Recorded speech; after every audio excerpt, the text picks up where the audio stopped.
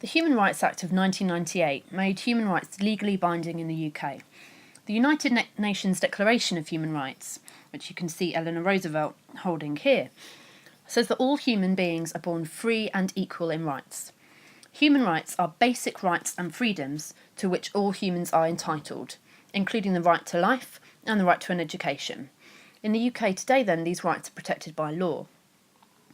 The law on human rights has helped countless individuals to escape persecution and to achieve equality. However, not everyone agrees that human rights should apply to all people. For instance, many argue that prisoners should not be allowed to vote. In fact, David Cameron recently announced that the idea of prisoners voting made him feel sick.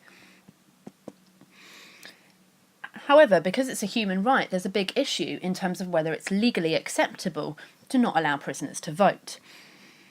Another issue is whether torture is acceptable if done by the government in order to save millions of people. Is it acceptable to torture one person in order to save countless others? The question then needs to be weighed up according to whether human rights should apply to everyone or whether sometimes they should not. All Christian churches openly support the UN Declaration of Human Rights. However, some churches have been accused of supporting human rights abuses.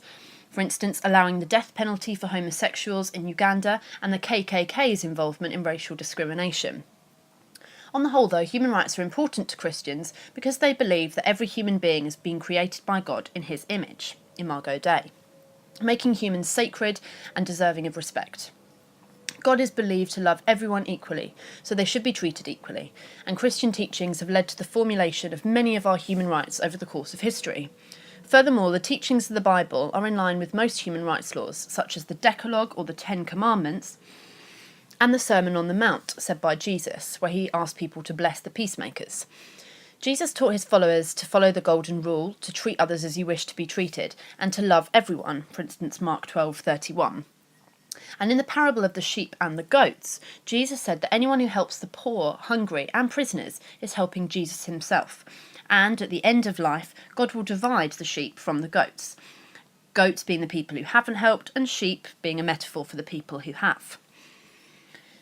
Many famous Christians have fought for human rights around the world on the basis of their beliefs. Nelson Mandela, Martin Luther King, William Wilberforce, who ended slavery, along with others, and Elizabeth Fry, who campaigned for prison reform, have all used arguments from their own religion. Many Christians still campaign today for what they believe in and may even form pressure groups. These are groups that are formed to influence government policy on a particular issue. Some people argue that religious belief should have no bearing or influence on government ideas, and that society should be run in a secular way without religion. Therefore, Christian values should not be imposed on the government, particularly in a multi-faith society. However, there is some debate as to whether this is actually a Christian country or not. In the Bible, St. Paul says that people should obey political leaders because God has given them authority, and he says this in Romans 13:1. Other Christians argue that Christian values of love and equality help society by encouraging people to live in a fair and generous way. It's also the case that British Prime Ministers tend to be Christian. David Cameron recently announced that he thought that the UK was a Christian country, even though this caused lots of controversy. Furthermore, the Archbishop of Canterbury is heavily involved in politics and even argued, or the previous one, that the government must try and help the poor. The Queen is also the head of the Church of England and gets the final say in lots of laws. Furthermore, you'll even find bishops sitting on the House of Lords and therefore actually involved in the voting process. Democratic processes are where people vote for government. In this country, everyone has a vote. This means that they all have a say in how hospitals are run, how money is divided, and how the schools are organised. Electoral processes are the way in which voting is organised, and a political party that you can vote for is a group which tries to be elected into government, such as the Conservative Party. Every 5 years, people vote for the political party of their choice. This allows the people to take responsibility and have a say in the laws of their country and how the money will be spent. By voting for a particular party, they are able to have their say in how the country will be run, so this is really important.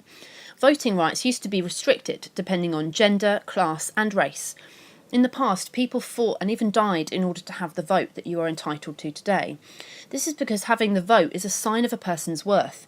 They are seen as equal if they are able to have a say in the politics of their country. Furthermore, voting allows people to help make decisions, albeit indirectly, as to how much tax has to be paid and what it will be spent on. Other people take their right even further and write to their MP or Member of Parliament. They lobby the government, trying to influence them through letter writing and protests, and may even become members of political parties themselves. Many people also campaign for the right of others to vote in different countries, where the public have no say in who controls the country. For instance, in China, you aren't allowed to vote. It's just automatic who will become Prime Minister next.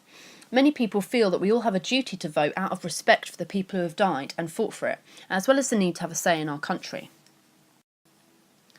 Christians believe that God has laid out moral commands, such as the Ten Commandments, also known as the Decalogue, that outline how people should behave. Decalogue is a key definition that you should know. So 10 commandments are one important teaching that you could learn. In addition, the Sermon on the Mount is where Jesus taught that people should love their enemies and give to the needy. Above all, Jesus taught that Christians should follow the golden rule, to treat others as they wish to be treated. It's also a good idea to memorise a few parables and stories for your exam. For example, in Matthew 25:31, Jesus taught that it is the moral duty of Christians to help the sick, the poor, and those in prison, for those who do so are doing them for Jesus as well. In the parable of the goats and the sheep, he says, "I tell you the truth, whatever you did for one of the least of these brothers of mine, you did for me."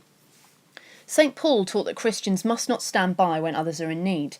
In the Old Testament, Cain kills his brother Abel, and these are the children of Adam and Eve. When God asks him about where Abel is, Cain says, "Am I my brother's keeper?" This is in Genesis 4:9. Paul uses this example to warn against not helping others. People should treat everyone as their brother and be concerned with their well-being.